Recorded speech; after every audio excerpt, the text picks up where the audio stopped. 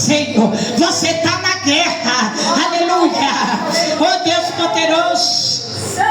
Romanos capítulo 8, versículo 28. Deus maravilhoso. E você que achou, fala glória a Deus. Aleluia. Sabemos que Deus age em todas as coisas para o bem daqueles que o amam, dos que foram chamados de acordo com o seu propósito. Fala para o seu irmão, de acordo com o seu. Chacoalha esse irmão, olha aí, fala de acordo com o propósito de Deus. Não é do seu jeito, da tua forma, da tua maneira, como você pensa, como você age, como você fala. É de acordo com o propósito de Deus. Aleluia. Agora fala para esse irmão aí que está do seu lado. Você quer ser vitimista da sua história ou você quer ser o herói da sua história? O protagonista da tua história. Vamos lá de novo, fala para esse irmão. Você quer ser a vítima da tua história ou você quer ser o herói da tua história? O protagonista da tua história.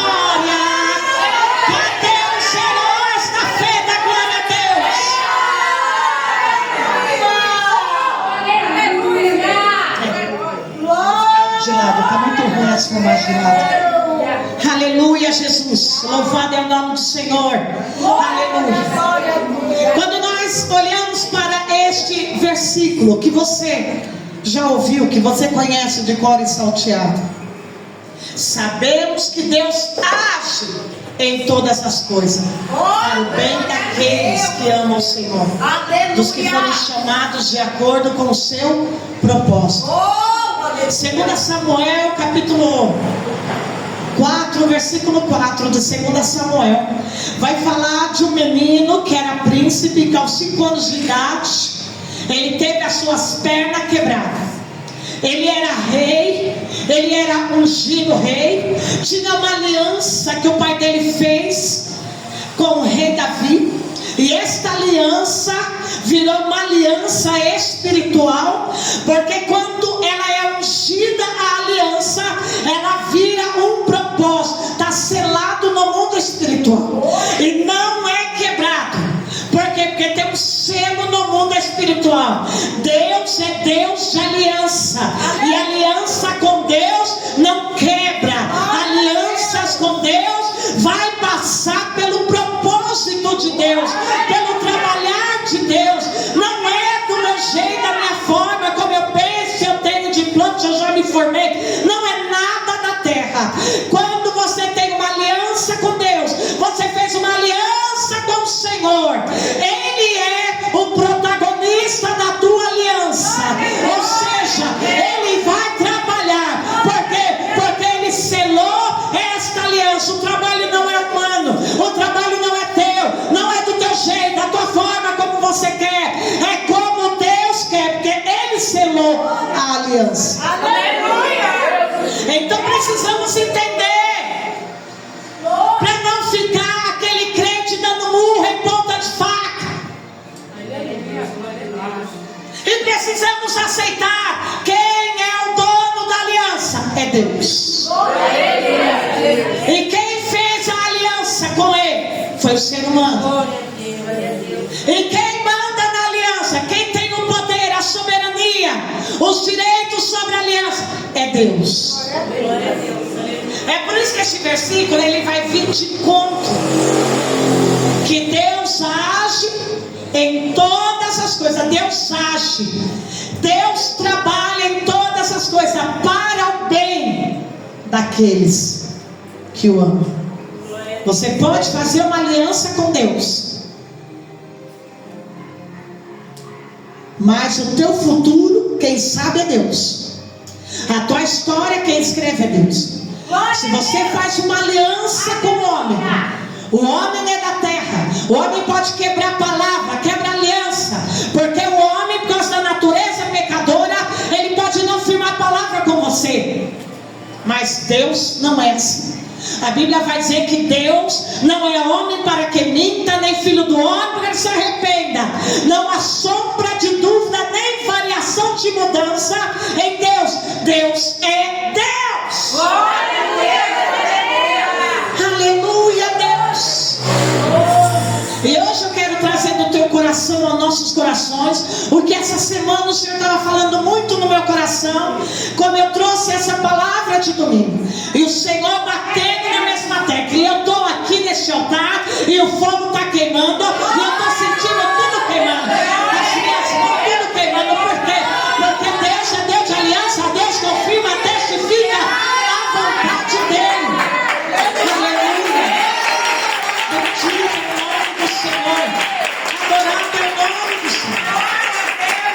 2 Samuel capítulo 4, versículo 4, vai dizer que quando Jonatas, pai de Mefibosete, que tinha 5 anos, morreu na guerra, a babá, a ama da criança, aquela que cuidava da criança, ela ouve a notícia que os guerreiros iam invadir o palácio e matar toda a família de Saul, porque naquela época as pessoas, os reis, pela cultura da época, quando os reis morriam em batalha, então aquele que subia no trono, eles matavam toda a família, não poderia deixar ninguém vivo. Para quê? Porque agora seria uma nova dinastia. E se houvesse um membro vivo, ele poderia mais tarde aparecer e lutar por seu direito ao trono. E a palavra vai dizer que essa ama pega a criança, enrola no lençol e ela vai sair correndo com a criança. Quando ela ouve a notícia que o palácio vai ser invadido, então a Bíblia vai dizer que ela deixa a criança cair de uma altura, e essa criança, ela quebra as 2 pernas, e ela leva a criança para uma cidade chamada Lodebar. Fala Lodebar. Lugar de esquecimento, de miséria, de opróbrio, lugar de sofrimento. O futuro da criança, o projeto que tinha na vida daquela criança de se tornar o herdeiro legítimo, o rei legítimo da promessa, da aliança, ele agora está debaixo de um decreto de miséria, e ele é levado para a terra de Lodebar, e ele vai ficar lá por anos. Só que quando nós olhamos, você pode olhar para a história de Mefibosete e você dizer: tadinho, quebrou as pernas, e agora ele vai ficar por cerca de 20 anos naquela terra, vivendo de miséria, vivendo de opróbrio. Mas qual a unção, qual o título que tinha naquela criança? Era a unção de rei, era a unção legítima de um trono, de um direito. Havia uma unção, havia uma aliança que foi feita com o pai dele e Davi. Quem chegar no trono primeiro vai cuidar da descendência, vai cuidar dos bens do céu. Tinha uma aliança que foi selada entre os dois.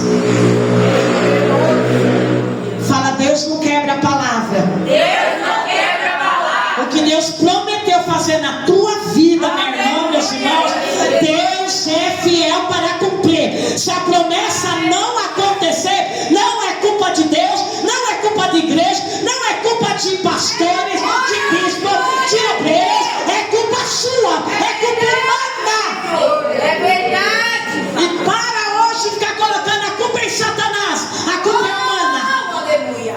Glória a Deus. Nós vamos entender esse contexto hoje. Amém, Senhor. Ele fica onde? 20 anos com a perna quebrada. E tem um decreto, porque diz que rei tem que ser perfeito, o físico tem que ser perfeito. Além de quebrar as pernas devido a um fator que não foi gerado por ele, ele tinha 5 anos, ele caiu, quebrou as 2 pernas, um fator externo que aconteceu, por uma circunstância, não foi ele o causador, ele não abriu porta, ele não abriu brecha, ele não deu legalidade, ele tinha 5 anos. Ou seja, Satanás não podia roubar a bênção dele. Olha no mundo espiritual. Satanás não tinha legalidade de roubar a bênção de Mefibosete, porque ele não deu legalidade, ele não abriu porta. Foi uma circunstância que quebrou os pés dele. E agora ele vai entrar debaixo de um decreto que está na lei de Moisés, na qual dizia: se tiver algum defeito físico, não vira rei, não vira sacerdote. Só que Deus é Deus de... Fala aliança. Vamos, acorda, fala: Deus é Deus de aliança. Se eu abrir a porta, eu abro a porta e dou legalidade para o inimigo vir roubar, matar e destruir. Mas se eu não dei legalidade, eita, Deus tem aliança, a aliança continua firme. Ah, Deus maravilhoso. Glória a Deus, aleluia. Oh, Deus. Ele vai ficar lá por 20 anos. 20 anos na terra da miséria, do esquecimento. E vão se esquecer mesmo desse príncipe. Vão se esquecer mesmo de Mefibosete. Agora deixa eu te contar uma coisa. Você acabou de ler aqui que sabemos que Deus age em todas as coisas para o bem daqueles que amam a Deus, dos que foram chamados de acordo com o seu propósito. Glória a Deus, aleluia. Todos se esqueceram de Mefibosete. Deus está trabalhando na vida de Mefibosete. Esta palavra está testificando o trabalhar de Deus. Sabe por quê? Todos se esqueceram de Mefibosete, porque se alguém se lembrasse dele e não fosse o rei Davi, ia lá e matava ele, porque ele era o último da linhagem de Saul. Ou seja, eu vou te falar em outras palavras, a situação estava precária, estava ruim, de miséria, de esquecimento. Deus estava trabalhando para quê? Para preservar a vida de Mefibosete, porque lá atrás tinha uma aliança com Jonatas, o pai dele. Lá atrás tinha uma palavra e Deus estava agindo. Foi propósito de Deus levar Mefibosete e guardar a vida dele lá atrás.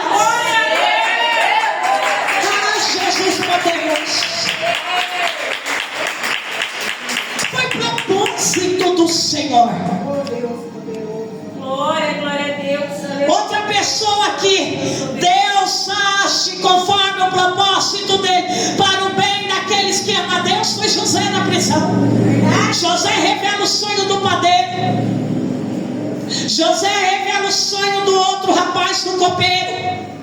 E José fala: olha, assim o rei vai te chamar daqui 3 dias. Você vai subir e vai voltar no seu posto. Não esquece de mim. Fala de mim pro rei que eu estou aqui na prisão e inocente. Eu não devo nada para ninguém. Eu não dei legalidade, eu não abri portas. Eu sou inocente aqui na prisão. Mas a palavra vai dizer que o copeiro, ele volta para o posto dele diante do rei e ele se esquece de José. Ah, meus irmãos, você acaba de falar com a pessoa, você acaba de dar a revelação para a pessoa, e a pessoa esquece de você quando ela está no bem bom. É sempre assim. Passou 3 dias, não lembrava nem que José existia. José ficou quanto tempo agora na prisão? 3 anos. Verdade. Quem que esquece de uma pessoa que te ajudou, que te estendeu a mão na hora que você não precisou, durante 3 anos, nem lembra do teu nome? Verdade. Aí você vai dizer: é um tremendo ingrato. Eu vou te dizer, é Deus trabalhando. Não é porque o copeiro é um tremendo ingrato. Deus fez o copeiro se esquecer de José, porque José ia ser lembrado no tempo de Deus, porque Deus estava agindo, Deus estava trabalhando. Aleluia. Para de achar que Deus tem que fazer na hora que você quer, bonitinha. Tira tua cabeça, não funciona assim com Deus. Deus faz até as pessoas se esquecer de você. Sabe por quê? Porque Ele está trabalhando no secreto, no segredo. Ah, Deus maravilhoso. Sabemos que Deus age em todas as coisas para o bem daqueles que amam a Deus, dos que foram chamados de acordo com o propósito dele. Esse de acordo com o propósito dele é do jeito que Ele quer. Ah, mas nós humanos da terra não queremos entender. Não quer que seja chato. Agora, do meu jeito. Não funciona assim com Deus. Quantos anos Ele ficou esquecido? 20 anos, já era Deus trabalhando. Deus fez todo mundo se esquecer dele. Porque se alguém se lembrasse que tinha uma pessoa viva da linhagem de Saul, ia lá e ia matar ele. E como que a aliança, a palavra que Jonatas, o pai dele, fez com Davi, ia se cumprir. Verdade. Olha que coisa. Olha que coisa. A palavra vai dizer agora que Mefibosete, que Davi passa-se 20 anos, Davi sobe seu trono, e certo dia Davi manda chamar o Modorno, que era o copeiro, o administrador de Saul, e fala assim: você sabe me dizer se tem alguém vivo da linhagem do rei Saul? E o copeiro vai dizer: tem sim. Tem um rapaz que ele tem as pernas quebradas, que é coxo, que não vale nada, não vale a pena. E Davi fala: onde que ele está? Na cidade de Lodebar, a terra do esquecimento. Ele está lá há 20 anos vivendo de miséria, mas era rei. Há 20 anos sofrendo, mas era rei. Há 20 anos esquecido, mas tinha uma aliança. Há 20 anos sofrendo, mas tinha uma palavra de Deus. Teve o pai dele que lançou uma palavra. Eu não sei quanto tempo você está sofrendo, está esperando. Saiba, se alguém orou por você, tem uma aliança de Deus, tem uma palavra sobre você, e Deus vai trabalhar e fazer essa palavra frutificar na tua vida. Aleluia. Aleluia, porque Deus é fiel. Passe o tempo que passar, Deus está trabalhando. Deus é maravilhoso, igreja. Glória a Deus. E o mais interessante é que ele não se sentiu vítima da situação. E daí você conhece a história que Davi manda chamá-lo à presença. E o que Davi faz? Restitui. Deus está falando de restituição para pessoas aqui. Se eu fosse você, abrir essa boca, dava glória a Deus. Porque desde domingo, desde a semana passada, Deus está falando de restituição. Davi chama Mefibosete e fala: restitui ele todas as terras do pai dele, da família dele, e ele vai comer na minha mesa por todos os dias. Faz a barba dele, dá banho nele, coloca a roupa nova nele, porque rei é rei e rei senta na mesa. Mesa é lugar de realidade, é lugar de bênção. Aleluia. E Mefibosete, ele vai virar um dos conselheiros principais de Davi, um sacerdote para Davi, até o final da vida do rei Davi. Quem estava do lado, quem ocupou o posto de sacerdote, quem ocupou o posto de conselheiro principal foi Mefibosete. Porque o lugar dele, Deus trouxe de volta, restituiu. Senta na mesa, porque tem uma unção de rei. Senta na mesa, volta para o teu lugar. Deus restitui todas as coisas. Outra história, de diversas histórias que nós vemos. E o mais interessante da vida aqui de Mefibosete é que ele nunca se fez de vítima da situação. Deixa eu te falar, algo que sabota nossas vidas, algo que faz a pessoa andar para trás, algo que é diabólico, que é demoníaco, é o vitimismo. Uma coisa é você ser a vítima de uma situação. Você ser assaltado, você se torna vítima. Isso aí passa. Agora, algo é você dar lugar para um espírito chamado espírito de vitimismo. E o espírito de vitimismo, ele começa lá com Adão. Fui eu não, foi a mulher que você me deu. Eu errei porque é a mulher que você me deu. Foi você, não foi eu não, foi a serpente. Porque o vitimismo, já reparou? Ele nunca assume a consequência. Ele nunca assume as culpas dele. Todo mundo é culpado, todo mundo é errado, mas ele não é.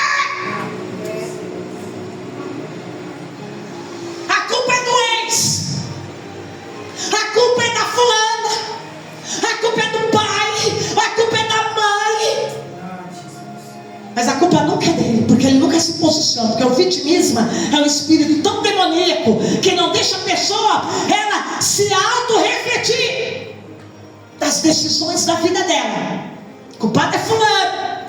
Eu estou nessa situação por causa de fulano, por causa de pai, por causa de ex-marido, por causa de ex-mulher. E a psicologia vai chamar isso de narcisismo. Olha como isso é sério. E a Bíblia chama isso de um espírito maligno. Está na alma, está no psicológico, está no espírito da pessoa. Não assume as responsabilidades. Você quer ver o vitimismo? O vitimismo é você pegar e falar para ele chegar atrasado no serviço e o chefe chegar, falando que está todo dia chega atrasado. Ele já faz o cara feio. Ele não gosta que cobra ele. Ele não gosta que cobra a produtividade dele. Ele não gosta que cobra a responsabilidade dele. É o espírito. É maligno esse espírito. Dos infernos esse espírito. Ele toma a mente. Ele toma o psicológico. Ele toma as emoções da pessoa. E a pessoa não vai para frente. Ele não deixa a pessoa ir para frente. Por quê? Porque sempre o fulano é o culpado. Eu estava começando meu projeto, estava começando bem. Ah, mas por causa de fulano que falou isso, fez isso, fez aquilo. Eu parei. Você para por causa de pessoas que não pagam as tuas contas. Você para o teu sonho por causa de pessoa que não te deu a paz, que não te cumprimentou, que não te abraçou. Isso é ser medíocre demais. É Jesus. Parar uma campanha, parar de ir para a igreja de fulano, de igreja, isso é ser medíocre demais. Sabe o que é a palavra medíocre? Espírito pequenino. Verdade. É Deus poderoso. Igreja. Daí as pessoas se adoecem. Ela vê todo mundo fluindo, mas ela está parada. Porque não fui eu não saio daqui para de fulano. A vida é feita de decisões. Glória a Deus. Verdade, Pai. Eu sou assim, eu preciso mudar isso de mim. Me ajuda, Espírito Santo. Aleluia, Senhor. Glória a Deus. É o vitimismo. Tinha unção, era rei, estava com as pernas quebradas, quebrou projeto, quebrou sonho, quebrou legitimidade de direito ao trono, quebrou tudo na vida dessa criança. Mas ele estava lá. Ele sabia quem ele era. Ele sabia que tinha uma aliança na vida dele. Mas ele estava dentro do propósito de Deus. Quando Deus vier chegar a mim, Deus vai me restituir. Aleluia. Não reclamou, não ficou apontando, não ficou falando mal, não ficou apontando. Deus chama a nossa atenção para isso, igreja. Muitas vezes o que eu vejo de crente de vitimismo. É uma legalidade. E quando você vê pessoas assim, você pode procurar que a família é pai, mãe, tios, o ciclo onde vive é. Tem pessoas que fazem o vitimismo para chamar atenção. Porque ela acha no subconsciente dela que ela chamando a atenção, ela vai receber a atenção da pessoa, amor e carinho. Ela tem tudo invertido na mente dela. Isso é maligno, olha o que isso faz com a mente da pessoa. Ei, Jesus, essa forma. Quer chamar atenção. Vitimismo. Casamento quebrou, não deu certo, não deu. A vida que segue, vamos pra frente. Fechou a porta do emprego, fechou. Deus vai me capacitar e me colocar em outro lugar.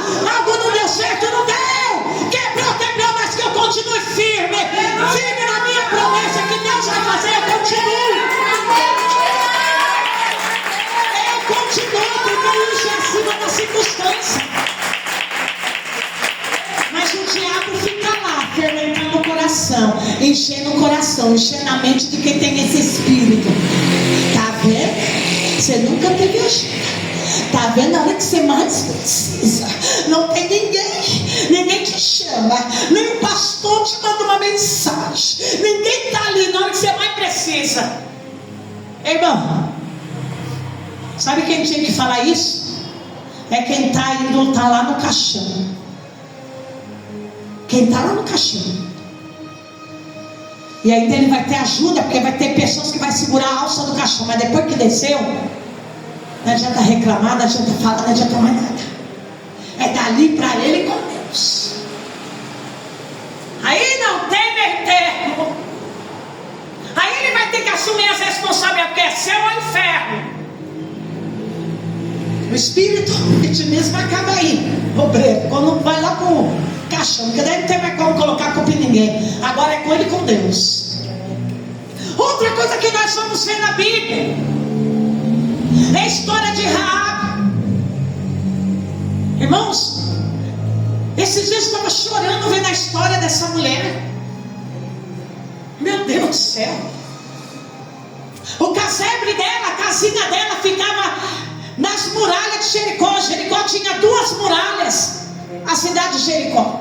E a casa dela ficava em uma das muralhas. Prostituta. Não porque ela queria, mas porque a circunstância na época levou a isso. E muitas pessoas olham a história de Raabe como uma história. Ai, não quero ler não, ela era prostituta. De prostituta virou heroína da história dela. É uma história que nos chama atenção. Está lá na casa dela. E a palavra vai dizer que Josué, eles estão ao redor da cidade de Jericó. Estava todo mundo só esperando a ordem de Deus para bradar, as mulheres caírem e eles invadirem. Porque a cidade de Jericó estava bem no meio do caminho da promessa. Então tudo ia ser destruído para sair do caminho da promessa. Tem coisas que estão no caminho da tua promessa, e você precisa entender que Deus coopera para o bem daqueles que amam a Deus. Josué manda 2 espias lá para ver como que é a cidade, para eles poderem dar um brado de vitória e invadir a cidade. E quando vem os 2 espias, lá está Raabe. E quando ela vê os 2, ela não vai jogar o charme dela, mas ela vê que aqueles 2 é diferente. Psst. Vocês estão escondidos? Vocês são diferentes, vocês não são daqui? Olha a situação da mulher, o nível da mulher. Conhece todo mundo da cidade. Conheço cada um. Vocês não são daqui. E eles vão falar: nós somos hebreus, estamos escondidos, não denuncie nós, estamos aqui sobre uma missão. Raabe entendeu a missão deles. E Raabe fala para eles, olha para eles e vai dizer: todos nós aqui da cidade ouvimos falar do Deus dos Hebreus e que vocês vão invadir. O Deus de vocês é fiel. Ela entendeu a missão. Todos nós ouvimos. Ela sabia do Deus de Israel, ela ouvia. E ainda ela vai dizer mais: nós ouvimos dizer que o Deus de Israel é poderoso. Ele abriu o mar vermelho, tem coluna de fogo, tem nuvem da glória. Todos nós aqui estamos cientes. Tem pessoas que ela é ciente do poder de Deus, ela só não aproveita a oportunidade.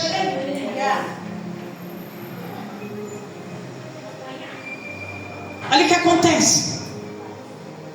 Raabe fala: eu sei, eu vou esconder vocês lá na minha casa.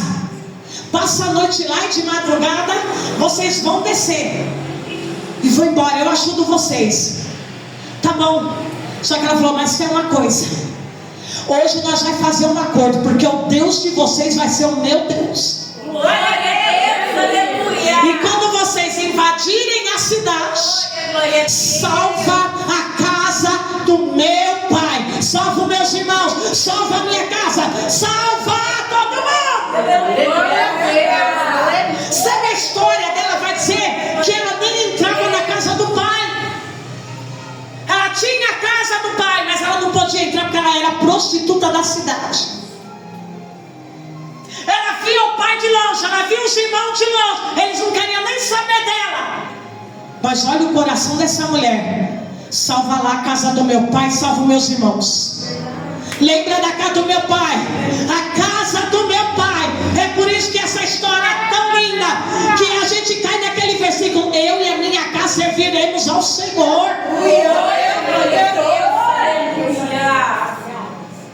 Prostituta rejeitada, sem família, mas está de olho nas promessas de Deus.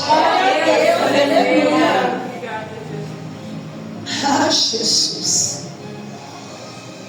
Eles vão, e quando eles invadem, eles invadem a cidade, o acordo deles foi: olha, vamos fazer uma aliança. Olha a palavra, o nosso pacto. O pacto quer dizer aliança.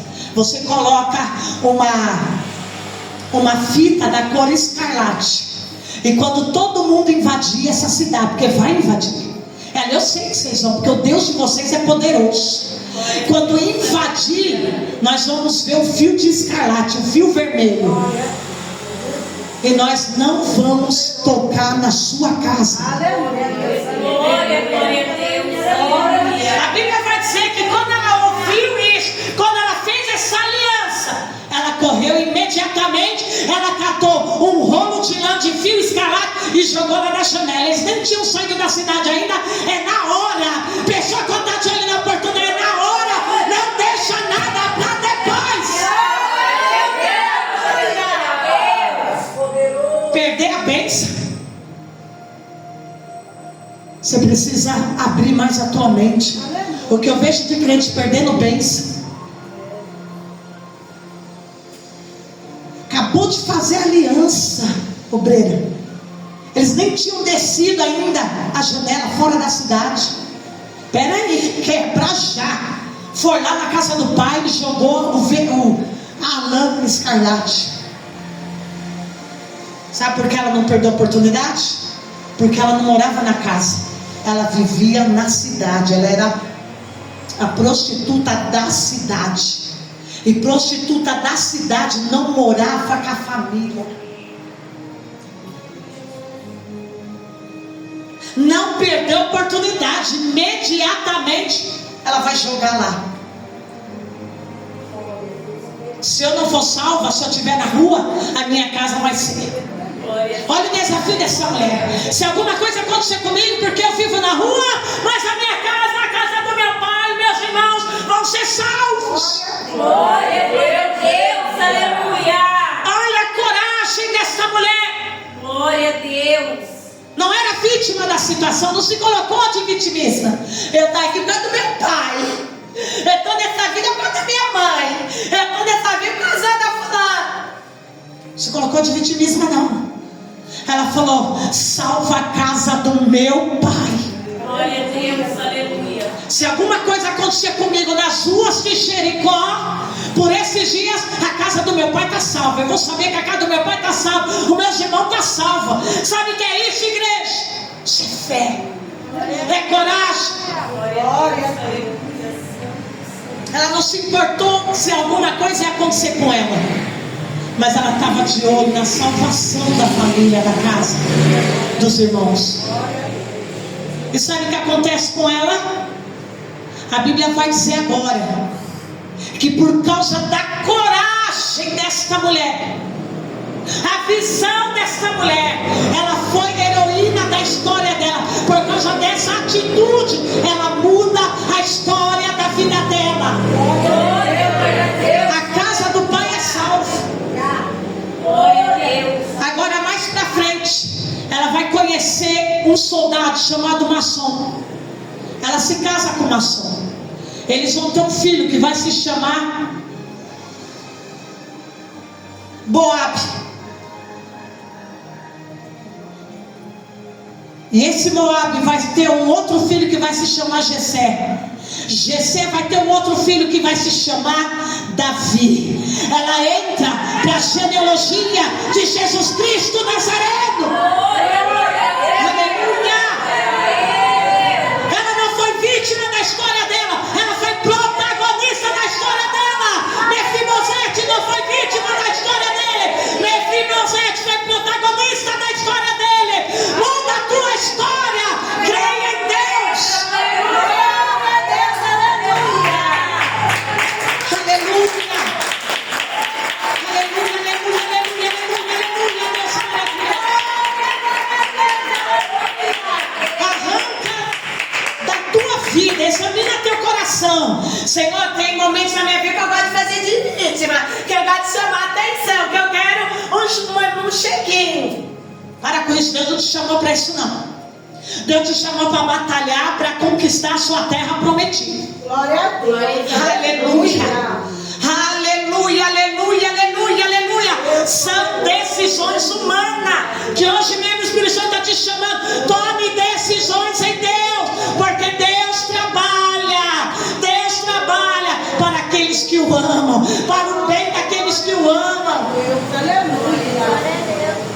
Se ela tivesse olhado aqueles espias e tivesse chamado os soldados, essa mulher não ia ter mudado a vida dela. Ela estava morta, ela e a casa dela.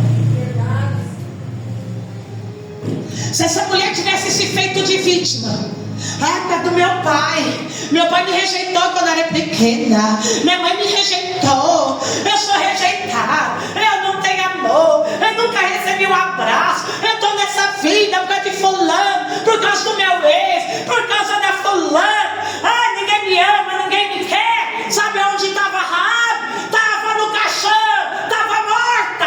Verdade. Glória a Deus. E olha que é mais lindo, que ela assume quem ela é. Quem é você, Raabe? A prostituta de Jericó. Uma prostituta casar com um soldado hebreu e entrar para a genealogia de Jesus Cristo. Você consegue, você tem a dimensão na tua mente de imaginar que ela foi a heroína da história dela, aproveitou a oportunidade e ela mudou a história dela. Você pode fazer a mesma coisa que a tua história. A história da tua vida está nas tuas mãos. Você tem Espírito Santo. Aleluia. Abra sua Bíblia comigo em Hebreus. Oh, Deus maravilhoso. Você já reparou? Se alguém chega de você e fala: o que você é? Prostituta. Hoje não se usa mais esse nome, né? Hoje eles estão modernizando bem.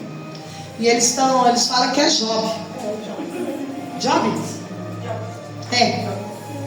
Você trabalha do quê? A palavra job, eu fui pesquisar, quer dizer trabalho, né? Sei, né? Porque o povo muda tudo. Se chama trabalho. E se alguém chegar em você e fala: olha, eu fui do job. Sabe o que você faz nessa cadeira? Você vai sentar no banco de trás. Você vai sentar lá no fundo. Você vai se afastar. Sabe por quê? Porque você não foi transformado. Porque você não acredita que aquela pessoa, ela pode mudar a história da vida dela. Daí você olha para o passado dela, mas não olha para o futuro dela. Quem ela é hoje. E Deus nos chama sempre para olhar no hoje. Daí você quer julgar o passado da pessoa. Quem é você? Você é a avó de Davi. Sou eu mesmo. Quem você é? Eu fui a prostituta de Jericó, que aproveitou a oportunidade e mudei a história da minha vida. E você pode mudar a sua também. Quem você foi? Eu fui o traficante e eu conheci Jesus e eu mudei a minha história e a história da minha família também.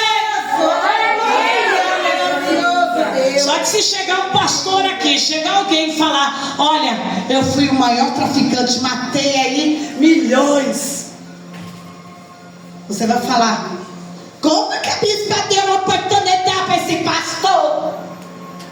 Ou o pastor que fez isso, fez aquilo, no altar. É o mesmo Jesus que mudou você, é o mesmo Jesus que muda qualquer um. Nós não somos preferenciais de Jesus. Nós não somos os queridinhos de Jesus. Ele mudou Saulo, ele mudou Paulo, que matou, que arrastou milhões de cristãos. Sabe qual é o espinho da carne de Paulo? Alguns vão dizer que é enfermidade, mas 100% dos historiadores vão dizer, sabe o que é? É porque quando ele saía matando os cristãos, arrastando para as prisões, tacando fogo na casa dos cristãos, um dos cristãos, um das crianças das casas que ele ateou fogo, que era de cristão, tinha ali criança. Essa criança cresceu, e daí quando essa criança mais tarde via Paulo já idoso, essa criança olhava para ele: por causa de você, meus pais morreram, você era ruim, eu não acredito que você mudou. E quando isso acontecia, Paulo chorava muito, porque ele falava: eu era o Saulo que fez isso. Olha o que eu causei na vida quando ele era uma criança. Daí Saulo ora e pede para Deus: tira isso, Senhor. Porque todas as vezes que ele era choqueado, que ele levava burro, era burro mesmo, na cara, quando ele encontrava com esse rapaz, ele lembrava tudo que ele fez. E a lembrança era como espinho. E esse espinho que ele fala é aquele espinho que foi nas mãos de Jesus. Isso dói eu lembrar o que eu fiz, porque eu era cego.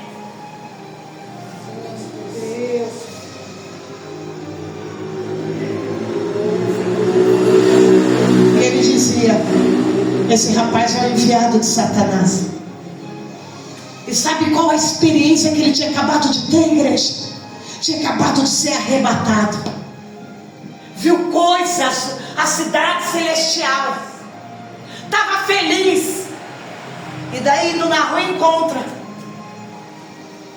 com aquele que nunca se converteu e era usado por Satanás.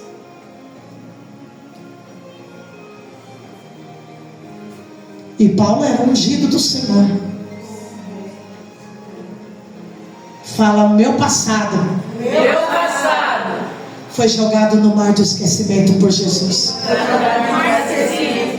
Então, meus irmãos, Satanás, ele quer que a gente sempre julgue a pessoa por modo de falar, de andar, de ser, de ter ou não ter, se mora no barraco, se mora numa casa, se não tem casa. Nunca faça isso, porque a história, quem está escrevendo é Deus. Aleluia. Quem tem projeto é Deus. Ele mudou a história de Mefibosete, ele mudou a história de Raabe. Olha onde essa mulher veio parar. Glória a Deus, aleluia. Aleluia. Deus, aleluia. Olha onde ela veio parar. Na galeria dos heróis da fé. Olha onde o nome dela veio parar. Vamos ler aqui. Sabe o que é você ter o teu nome na galeria dos heróis da fé? Não é para qualquer um, não. É para quem é herói, para quem é protagonista, para quem entendeu e mudou a história. Versículo 31, capítulo 11 de Hebreus, versículo 31. Pode ler, obreira Michele. Versículo 30 em diante. Pode ler, Hebreus capítulo 11, versículo 30.